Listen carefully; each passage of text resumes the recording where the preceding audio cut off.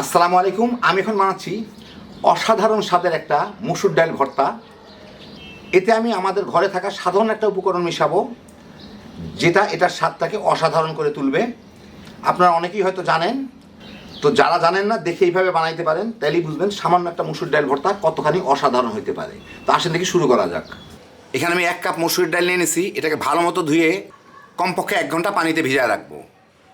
ঘন্টাখানেকের মধ্যে ডালগুলা বেশ ভালো মতো ফুলে উঠছে। এটাকে আমি ভালো মতো ধুয়ে অল্প সামান্য একটু পানি দিলাম, যাতে মাখা মাখা পাকবে হয়। আমি সিদ্ধ করে নেবো এটাকে। আর একটু লবণ দিলাম, হলুদ টলুদ কিছু দেওয়া লাগবে না। এখন আমি এটাকে এই লবণ আর এই পানি দিয়েই সিদ্ধ করে নেব। চেষ্টা করবো যত কম পানি থাকে আর কি, মাখা মাখা টাইপের যাতে হয়। তো আমার ডালগুলো সিদ্ধ হয়ে গেছে। এই যে দেখেন, একদম শুকনা শুকনা করেই সিদ্ধ করছি। একটু রেখে দিলেই পানিটা টেনে যায়। এখন আমি এখানে নিয়েছি একটু পেঁয়াজ কুচি, লাল সবুজ মরিচ কুচি আর একটু ধনিয়া পাতার কুচি। ডালগুলাকে ঢেলে দিয়ে এর মধ্যে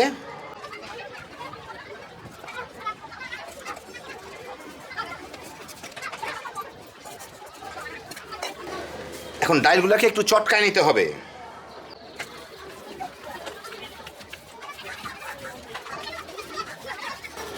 এমনি নরম হয়ে গেছে, আর একটু কিছু করার দরকার নাই। আমি একটু খেয়ে দেখি যে কী অবস্থা এটার। লবণ যথেষ্ট আছে, আর দেওয়া দরকার নাই।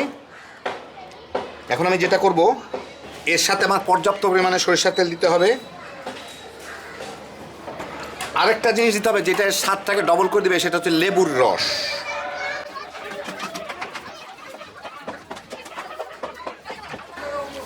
যথেষ্ট পরিমাণে, যার যার রুচি মতো আর কি।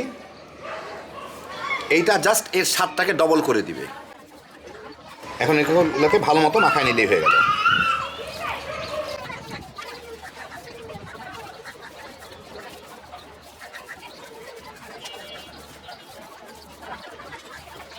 তো হয়ে গেল আমার মাখানো অসাধারণ স্বাদের একটা ভর্তা।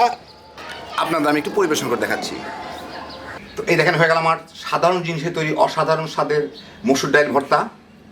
লেবুর রসটা দিলে এর টেস্টটা যে কতখানি বাড়ে, একবার না বানায় খেলে বুঝবেন না। আর কেউ যদি বানান, অবশ্যই কাঁচামরিচটা দেওয়ার চেষ্টা করবেন, আর ধনিয়া পাতা। কারণ লেবু, কাঁচামরিচ, ধনিয়া পাতায় এর ফ্লেভারটা একদম অন্য রকমের হয়। অনেকে শুকনো মরিচ দিয়ে বানান, কিন্তু কাঁচামরিচের ফ্লেভারটা আর ধনিয়া পাতা লেবু রসটা মিশলে একদম অন্য রকমের টেস্ট পাবেন। হ্যাপি জোশের একটা আইটেম। শুধুমাত্র এই ভর্তা দিয়েই থালা থালা ভাত তামা তামা করে খায় ফেলাইতে পারবে।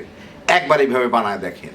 আর এটা শুধু ভাত না, রুটি পরোটার সাথেও খাইতে পারেন, কিংবা কেউ যদি পুরি হিসাবে ব্যবহার করতে চান, ডাল পুরি কিংবা অন্য কোনো কিছু বানানোর জন্য, তাতেও ব্যবহার করতে পারবেন।